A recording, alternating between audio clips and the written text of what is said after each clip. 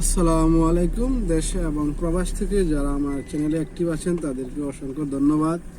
আশা করি সবাই আমার চ্যানেলটিতে অ্যাক্টিভ থাকবেন। যারা সাবস্ক্রাইব করেননি সাবস্ক্রাইব করবেন।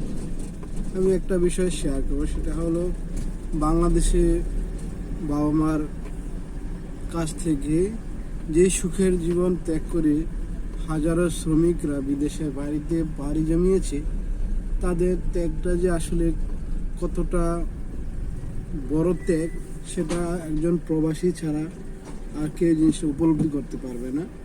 যদি কারো ফ্যামিলির বড় ভাই, ছোট ভাই বা কোনো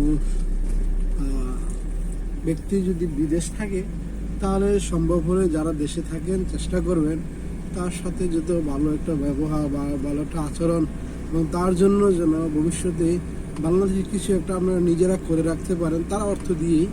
কিন্তু শেষ বয়সে যেন সে